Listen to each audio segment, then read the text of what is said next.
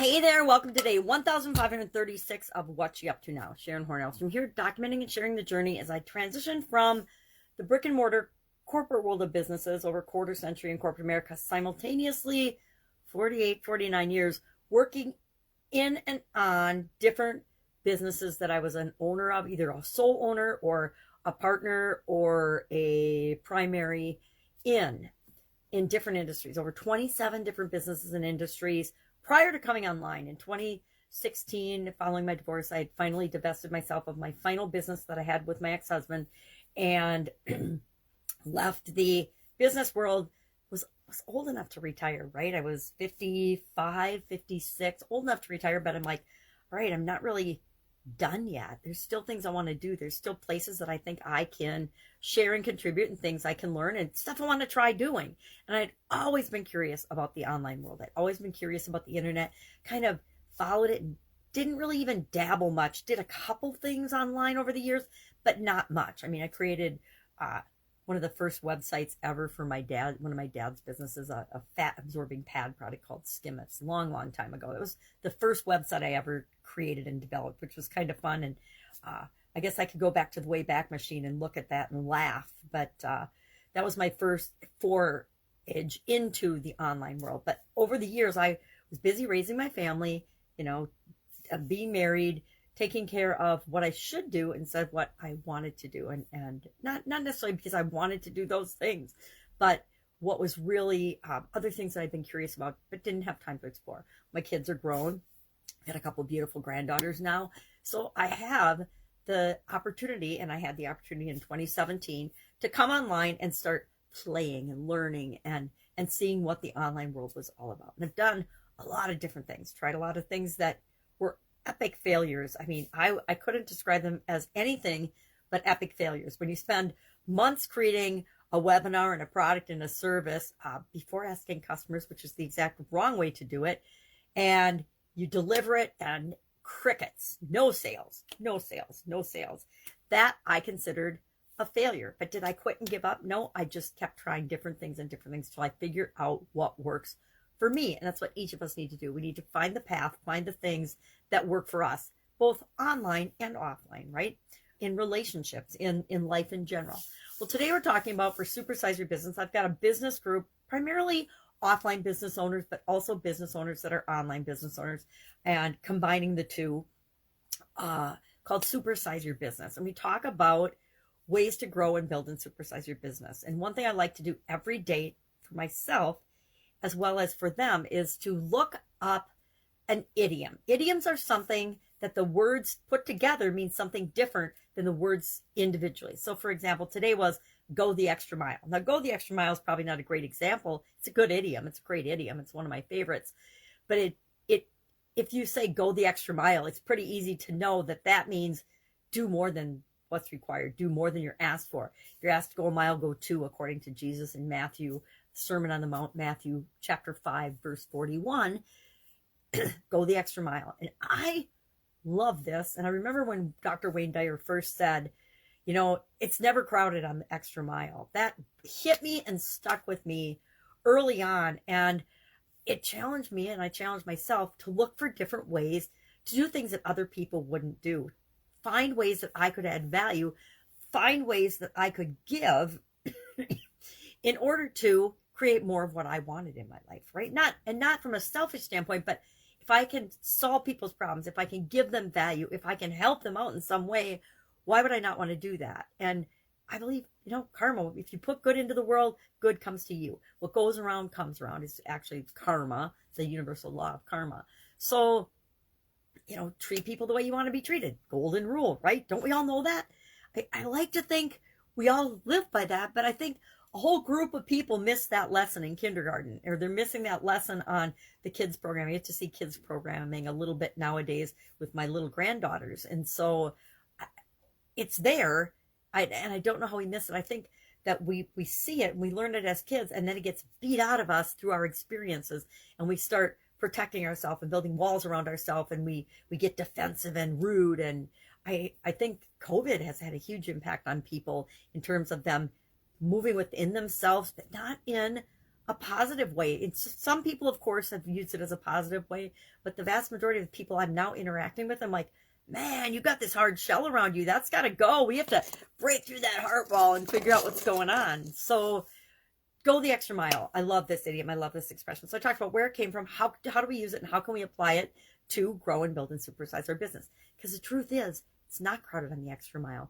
So many people are in scarcity and survival mode and lack, that if you offer them a little bit more, if you help them a little bit more than other people, you stand out by a mile, right? So it's easy to get that extra mile and to go that extra mile just by doing and adding value, by over delivering, by doing a little bit more than is expected. Not a ton more, a little bit more.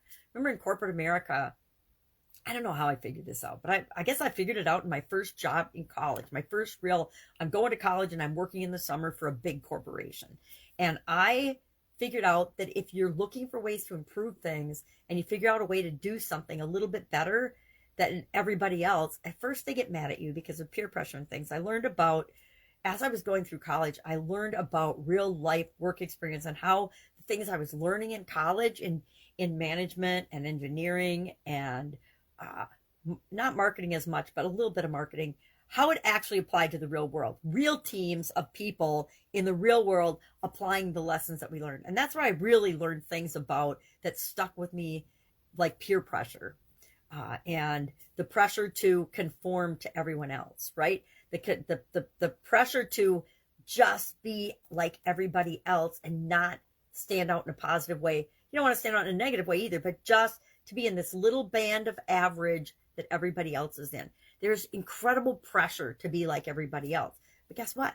Everybody else is like everybody else. So the real power for each and every one of us is to be ourselves and to just be uniquely who we are.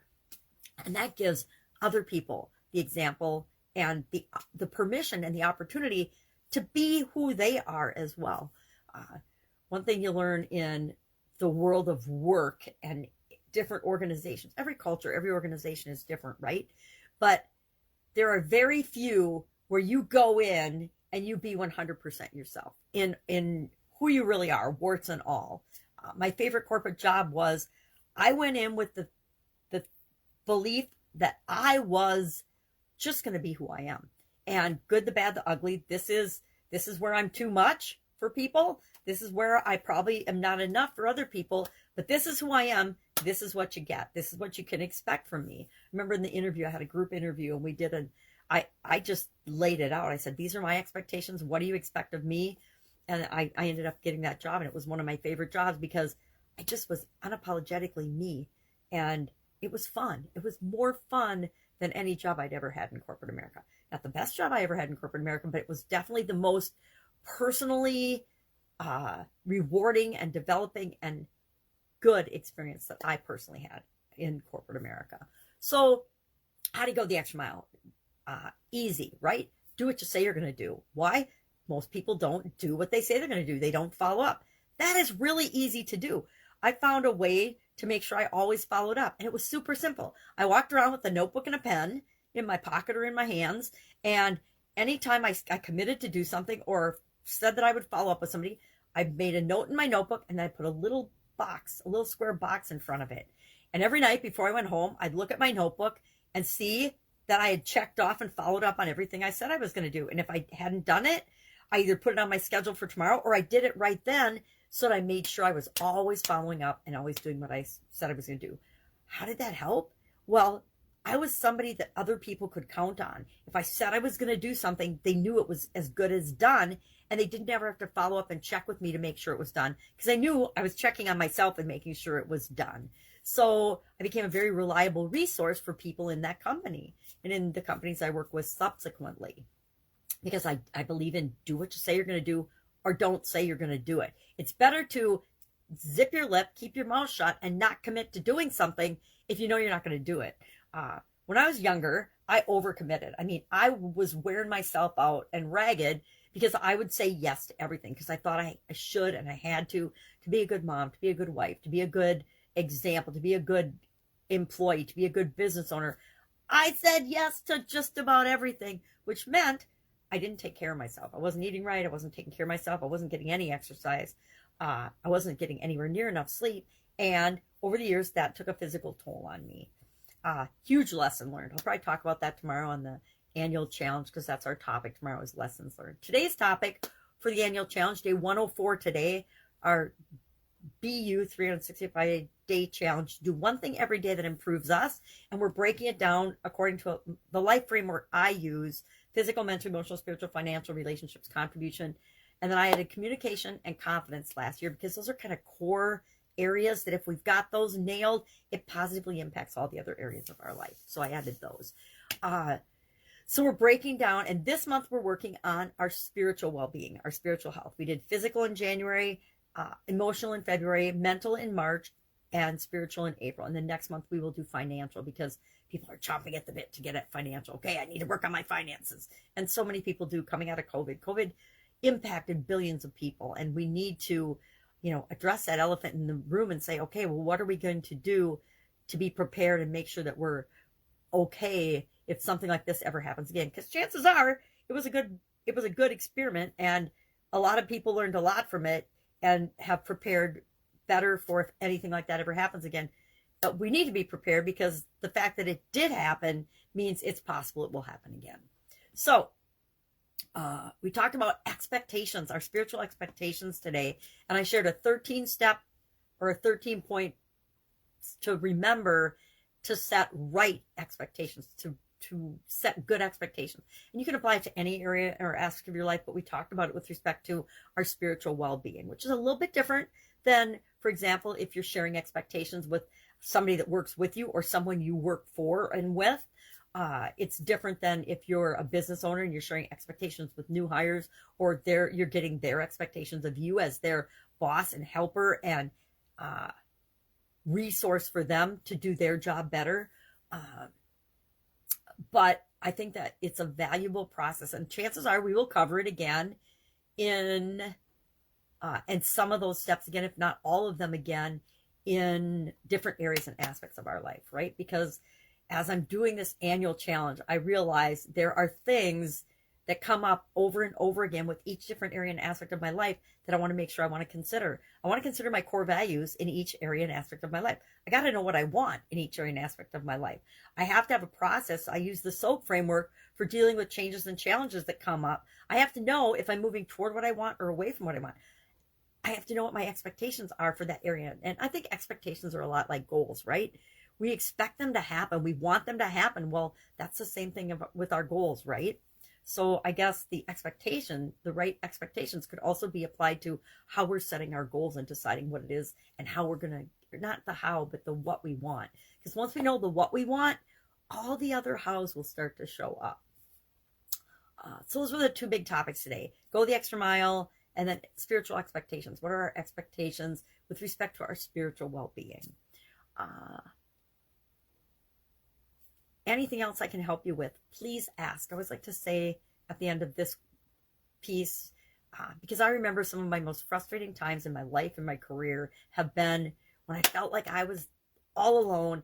I needed to do something, but I felt stuck because I wasn't sure what to do, but I also didn't want to ask anybody. I remember some of my first jobs in corporate America. When you're brand new or you're in an environment, in a situation where it's a new job or you got a promotion and you feel a little bit underwater and like the job is a little bit harder than you thought it was going to be, or you're not 100% sure. We know with certainty we can figure anything out, but you're not 100% sure what your next step is.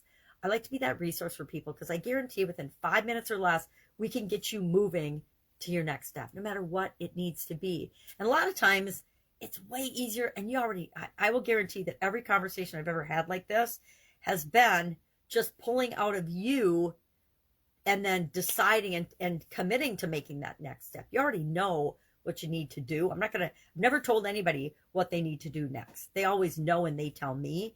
And I guess I just give them permission to go ahead and do it, because they already knew what to do anyway. I think that makes sense. I know it's been my experience time after time after time. You know what to do. We always know what to do. We just don't think we know what to do, or we don't believe in what we already know. We just need to start having more faith in ourselves and saying, okay, I always know what to do next. And I don't have to do 10 things. I only have to do the next thing. And when I do the next thing, I'll know what the next thing after that has to be. Why? Because that's how our lives unfold. All right. If I can help you, ask. Otherwise, I will be with you tomorrow. Have a fabulous day.